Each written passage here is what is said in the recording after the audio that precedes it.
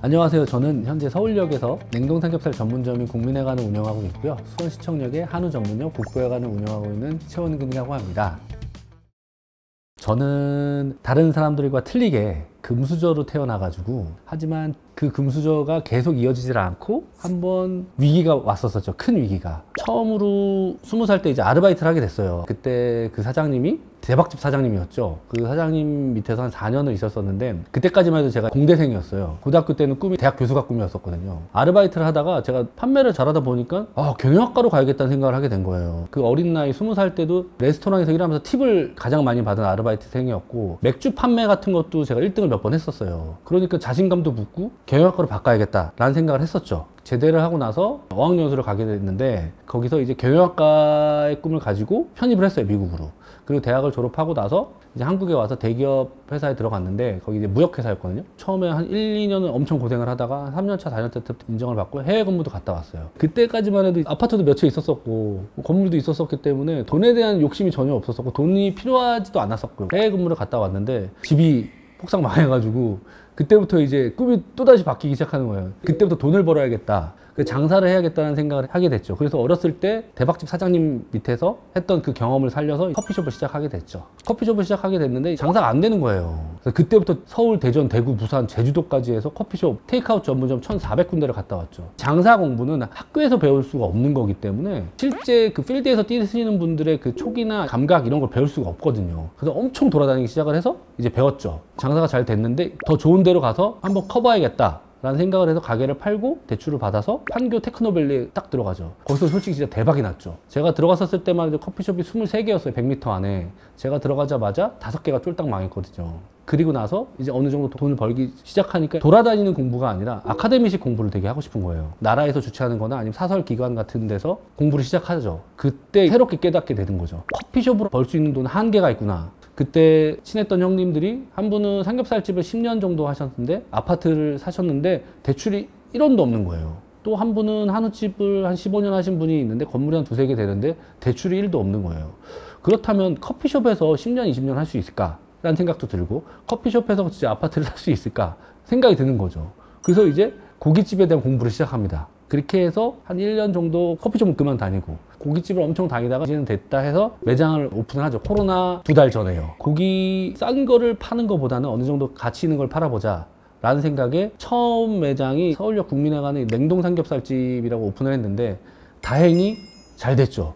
코로나임에도 불구하고요. 그 이유 중에 하나가 손님을 이긴 매장이다라고 얘기를 많이 하는데, 한 분 한 분이 진짜 목숨을 한 분 한 분한테 진짜 지금도 그렇게 하고 있지만 한 분 한 분이 너무 고마웠었고, 그리고 커피숍을 할 때는 한 사람이 뭐 많이 써야 5,000원, 10,000원이지만 고깃집에 오면은 많이 쓰면 한 사람당 막 4만 원, 5만 원, 뭐 7만 원까지 쓰는데 이 사람들이 너무 고마운 거예요.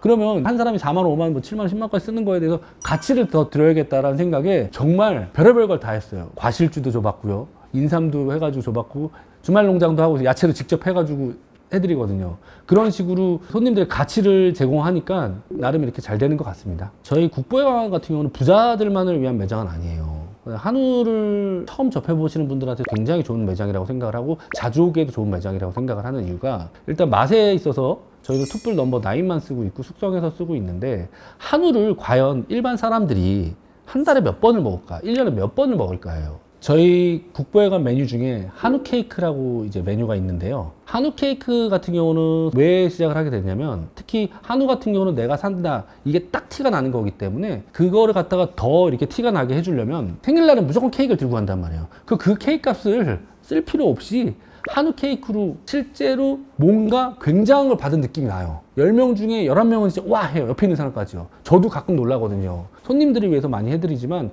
그 값어치에 대해서 1년에 몇 번 먹지도 못하는 거 평생 기억에 남게 하려면 이쁘게, 티가 나게, 화려하게 드려야 된다는 생각에 진행을 했더니 다행히 잘 팔리고 있습니다. 대부분의 사람들이 한 돈 1,000만 원 벌어, 500만 원 벌어, 한 2,000만 원 벌어, 이거면 됐어라는 생각을 많이 하는데, 저는 굉장히 반대거든요. 이 정도 됐어 해서 멈춰있던 사람들이 다 잘 된 케이스가 없어요. 제 주변에. 그 옛날에 과거에 멈춰 서 있는 거예요. 그 성공했을 당시에. 왜 과거에 성공한 사람들 더 성공할 수가 없을까? 반면에 더 성공한 사람들도 있죠. 그런 사람들은 더 자기가 멈춰있지 않고 계속 공부를 하더라고요. 그래서 저도 거기서 보고 나서 절대 지금 현재 매출에 멈춰있지 말고 현재 매출에 만족하지 말고 내일을 위해서 계속 공부를 하고 있죠. 저 같은 경우는 하루 루틴을 말씀드리면 아침 6시 반 정도에 일어나서 제일 먼저 하는 게 핸드폰에 인스타를 켜요. 한 30분 정도 인스타를 봅니다. 그리고 나서 이제 30분 정도 유튜브를 봐요. 다 장사 관련된 거예요. 그 다음에 또 30분은 네이버를 봐요. 그리고 나서 리스트를 만들어요. 어디를 가야겠다. 어딜 가봐야겠다. 친구들 만나서 자영업 모임이나 아니면 사업하는 사람들 모임에 가서 새로운 걸 보고 배우고 하고 있고요. 이렇게 해서 계속해서 매장에만 있는 게 꼭 답은 아니라고 생각을 하기 때문에 이렇게 해서 한 달에 최소 12군데 음식점은 고깃집은 항상 다니고 있어요. 최소. 그렇게 하기 때문에 저는 그렇게 살아남고 있는 것 같고요. 더 잘 되는 것 같고 다른 분들도 이렇게 하셔야 더 잘 되는 것 같습니다. 제일 무서운 것 중에 하나가 자괴감이에요. 대부분의 장사하시는 분들이 장사가 안 될 때 나 왜 안 되지? 내가 뭐가 문제지? 이런 생각을 하는데 그런 생각을 하지 마시고 어떻게 하면 더 잘 되게 할까? 어떻게 하면 더 손님을 뵙고 올까? 이 생각의 전환이거든요. 왜 안 되지가 아니라 어떻게 하면 잘 될까 할까? 이 풀어나갈 생각을 하니까 너무 재밌어지는 거예요. 장사가 진짜 안 될 때도요. 하루하루가 즐거워지는 거죠. 그렇게 해서 저는 솔직히 버틴 것 같아요. 지금은 어떻게 하면 더 나아갈까? 이런 생각을 하고 있고요. 힘드신 분들 찾아오시면 저는 언제든 두 팔 벌리고 저도 힘들어 봤기 때문에 도움을 드릴 수 있다고 생각합니다. 많이들 찾아오시고요. 현재는 자영업자지만 나중에는 더 큰 발전적으로 나아가는 사업가가 되고 싶은 최원근이라고 합니다. 만나서 반가웠습니다.